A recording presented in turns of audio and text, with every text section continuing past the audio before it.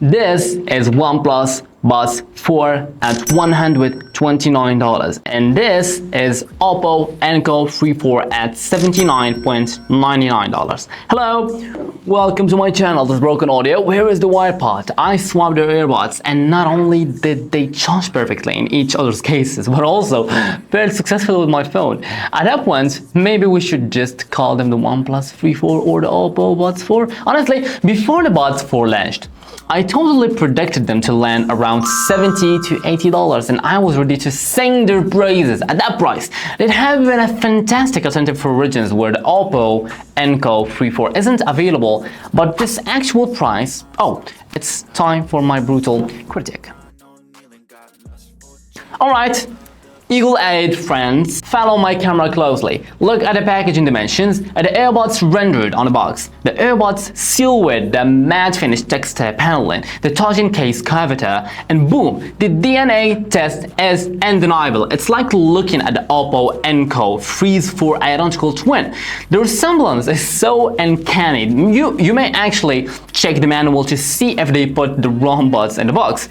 Could it be possible, just maybe, that after the Dine Audio edition of the 3.4 didn't quite hit the mark sales-wise, they decided to just rebrand the unsold units under OnePlus. But then they shot us in the foot with this pricing. To really see where they stand, I've brought the OnePlus Buds Pro 2 and Buds 3 into the mix today for a proper family comparison.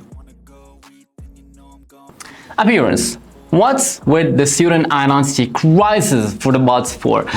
Both the previous OnePlus Buds Pro 2 and the Buds 3 had strong, recognizable brand DNA sporting that consistent flat, square-edge charging case. Then out of nowhere, the Buds 4 shows up rocking this pedal-shaped case. It's impossible not to wonder if OPPO and OnePlus earbuds factories have merged into one. Sure, both brands fall under the OPPO group umbrella, but if they're going to claim independence, they really shouldn't be undermining themselves like this. Well, OnePlus Buds 4, you look like the kid in class who copied homework so diligently they forgot to change the name on the paper. Sound quality. Looking at the curves, the 3.4 Dine Audio edition and the Buds 4 are practically identical, but zoom in and you'll see the Buds 4 actually pushes the bass a bit harder compared to standard 3.4. The Buds 4 handles the transition between mid and low frequencies more smoothly. We've done some sound sample for comparison. Go check them out yourself.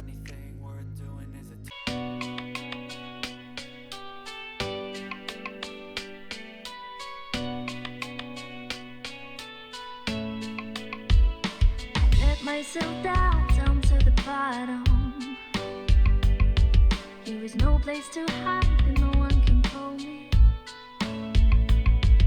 My name is so dirty, call me dirty girl. You made me a symbol, so I'm on my own. Falling apart, I'm stopping to lose. I'm clumsy and not you call me a loser. La la la la la la la la la la la la la. I swear you can call me a loser. La la la la la la. La la la la la la. La la la la la. I swear you can call me a loser.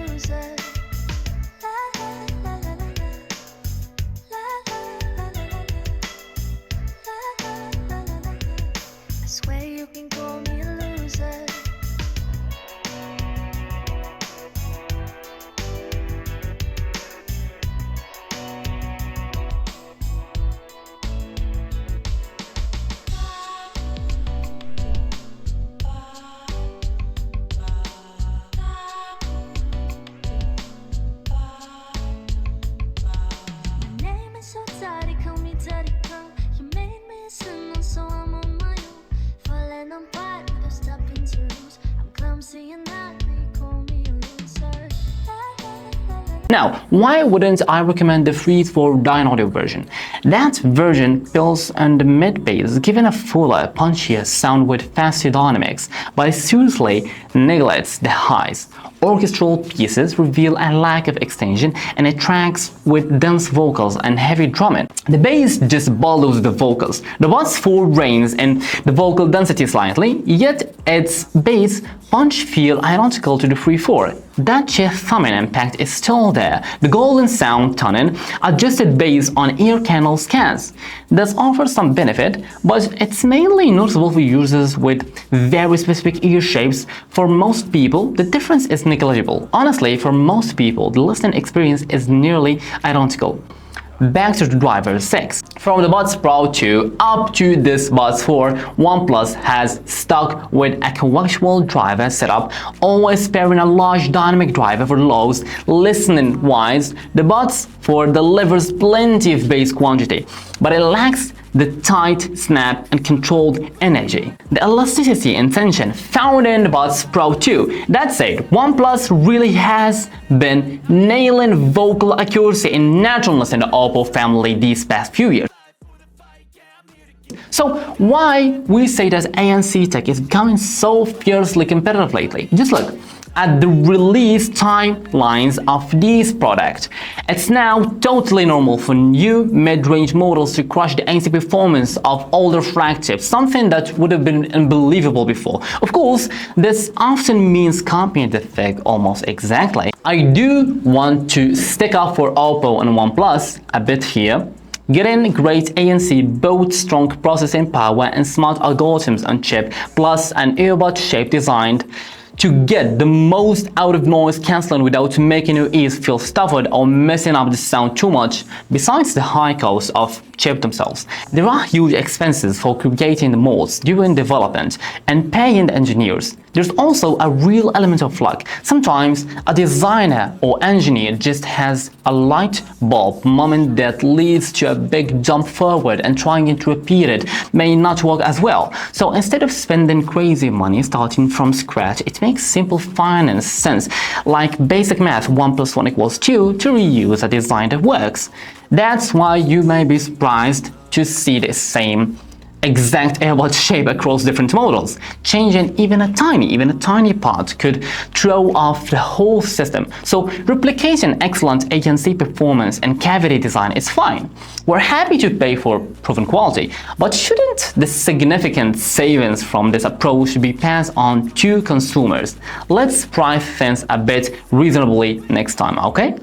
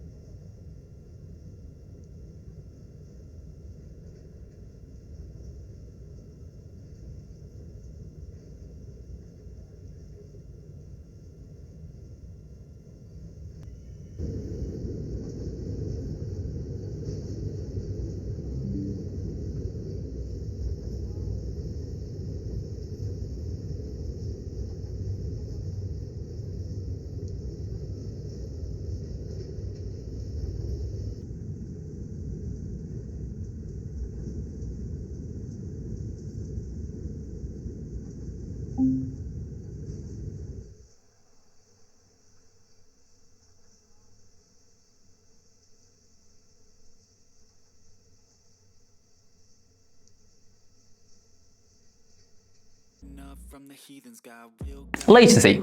As for latency, the difference between these two is very noticeable, especially when you're using them with an OPPO or OnePlus phone. That brand ecosystem boost is real, but if you're mixing brands and need ultra-low latency for serious gaming, honestly, skip the hassle and just grab a Wi-Fi stick with same brand earbuds, or go straight for a dedicated 2.4 GHz gaming headset. Summary. Wrap up. Let's be real, I think all these start with that the Huawei FreeBuds 6i seriously raised the bar for ANC performance in this price bracket. They pushed so hard they even outperformed Huawei's own Pro series models. That's basically forced OPPO's hand. They had to respond to compete. OPPO needed to undercut the 6i on price. Hence the OPPO ENCO 3.4. Honestly, that move was pretty slick and won them fans, myself included. You know how much I have the 3.4 when it just released out. But then they pulled a Xiaomi move. Hey, add a little more cash for this Dine Audio Special Edition, and then a Vivo and IQ style play. Surprise, here's the Oneplus Buds 4 too. Look, if you're gonna make your own product fight each other and trap consumers in a pricing maze, at least take a page out on Edify your book. Flood the market with so many confusingly similar models that nobody absolutely can even tell which one's a copycat anymore. So here's my final take on the OnePlus Buds 4. Taken the standard ENCO 3.4 shell, stuffed it with the Dine Audio Edition's Eternals, and scrapped off the Dine Audio badge. And in doing so, you've become the very thing you probably never wanted to be, a pair of earbuds that needs a logo to be remembered. Before the price tag, I always say, look at the overall experience and just pick whichever cheaper. Well, now that the prices are out, the choice is painfully obvious. If you're a OnePlus Buds 3 user thinking about an upgrade for call quality alone, I wouldn't bother. The Buds 3 are already solid for calls. If it's sound quality you're after, sure, the 3.4 Buds 4 are decent on their own. But in a market packed with options like the Rosetta 3.5 or the Earphone Air Pro 4, you know, actual audiophile brands, their tuning expertise just hits different. For listeners who prioritize sound over noise cancellation, you can think about it. Alright folks, all happy time must come to an end. That wraps to OnePlus Buds 4. So if you enjoyed it, smash the like button, drop a comment. Huge thanks for support. Catch you next time.